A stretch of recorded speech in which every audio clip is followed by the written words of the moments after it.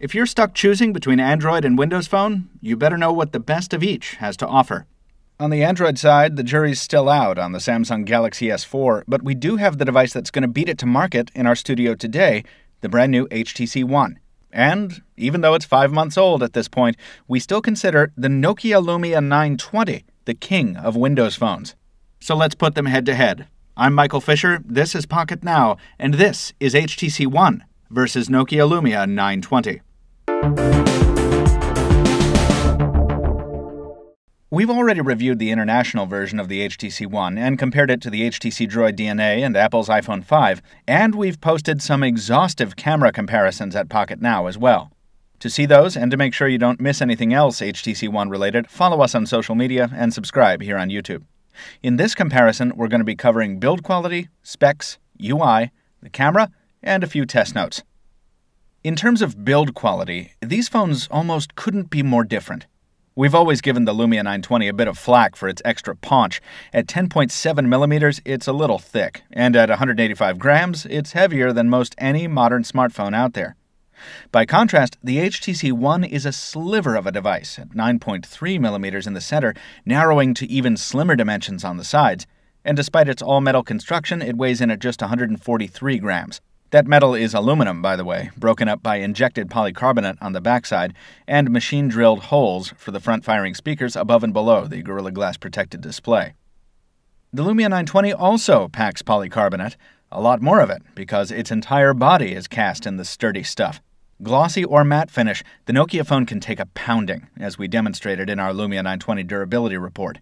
That helps make up for its added heft, as does its PureView camera, which we'll get to later.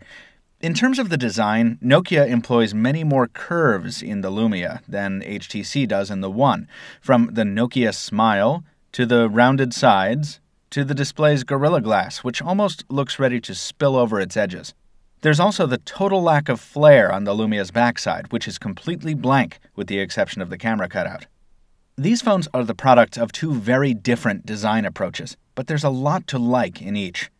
Whether you prefer the added convenience of a hardware camera key on the Lumia or the IR blaster on the One, there are nuances and touches that captivate in the build of both of these devices. That's true in the specs as well, and that's especially visible in terms of the display.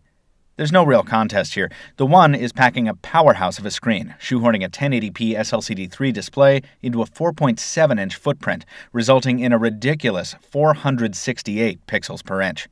That's astounding pixel density for a smartphone screen. Many would call it overkill, and indeed you do have to squint to even try to make out pixels. By comparison, the 4.5-inch IPS LCD on the Lumia 920 is only 1280 by 768, producing a pixel density of only 332 ppi. Yes, those are huge quotation marks we're putting around these onlys. The 920's display is still perfectly suitable for most users, and it's gorgeous in its own right, producing colors that are a tad warmer than on the One and very readable in daylight. Where the Lumia suffers by comparison is in side visibility, and of course the difference in resolution is highlighted by Windows Phone's larger rendering of text and icons. You'll have to get your own eyes on each of these screens to decide for yourself which you prefer. The One's display is amazing, one of the best we've ever seen, but the Lumia's is still nothing to sneeze at. Under the hood, there are significant differences in CPU and memory. A dual-core Snapdragon S4 at 1.5 GHz on the Lumia, and a quad-core Snapdragon 600 at 1.7 GHz on the One.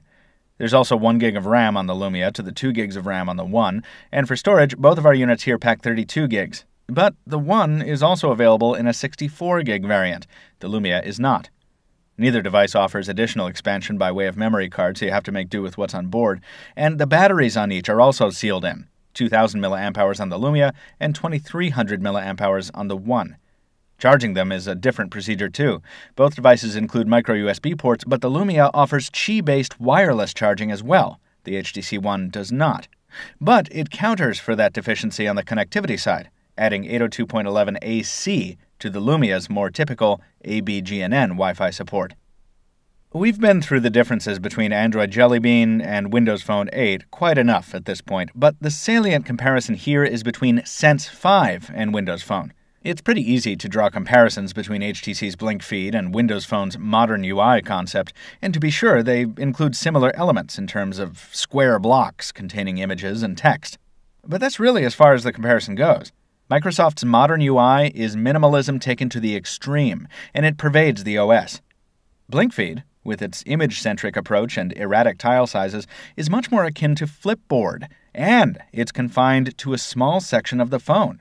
You can choose not to use Blink feed by sticking to the more conventional Android experience most of the time, and while HTC has really changed the flavor of Jelly Bean in some significant ways, the comparison ultimately comes right back down to Windows Phone versus Android, a Spartan stock experience or a busier customizable one.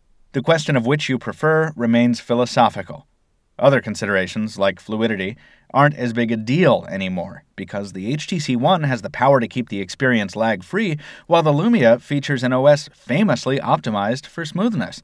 App launch and resume times tend to be a little quicker on the HTC One, so if you're a real speed demon, you'll want to think about that. Also, Android offers some old favorites like text wrapping in the stock browser. And of course, if you don't like that, you can download a new browser very easily. But once again, we've fallen into the platform question, the question you should have answered before choosing devices. The bottom line is that each of these devices runs its particular platform with extreme alacrity. As mentioned before, we put these cameras head-to-head in a previous feature at Pocket Now, which contained many side-by-side examples and which we encourage you to check out. Since then, though, the HTC One has received a notable update to its camera software, so we decided to briefly put it to the test against the 920 once more. Results were similar in our brief rematch, with both cameras delivering very good performance in standard lighting conditions. With default settings, the One delivered much warmer tones than the Lumia 920 overall, and HTC's aggressive exposure adjustment remains in evidence when tapping to focus in the viewfinder. Both units had trouble with brightly lit subjects in darker surroundings, but each also excelled in more balanced low-light situations. The Lumia still produces more authentic shots on the whole, but either of these smartphone cameras certainly does well enough overall for day-to-day social media photos, and even the occasional high-profile landscape or portrait. The front-facing camera is another story. Nokia's front-facing camera resolution might not lag too far behind the One's 2-megapixel shooter, but its much narrower field of view and the dusty lens problem reported by many Lumia owners on forums across the internet make the 920's FFC a real dud compared to the One's. Those holes above and below the HTC One's display aren't just for show. Boom sound might be a somewhat tacky brand name, but it's accurate. In terms of media playback, the One's sound quality absolutely destroys the Lumia 920's. Let's be clear, the 920's speaker isn't bad, necessarily. It's a tad on the quiet side, but it's about average for a smartphone. HTC's boom sound blows it away because it's so far above average, it's incredible. Bass is deep, the sound is rich, and it's loud. After a few minutes of this, you wonder how you ever managed to listen to your media on another device. The One's audio superiority doesn't stop at playback. Phone calls are also much better than on the Lumia, on both sides. Our One provided fuller, less tinny sound in the earpiece, with fewer compression artifacts. In a quiet room, callers said we also sounded much better and clearer on the One than on the Lumia.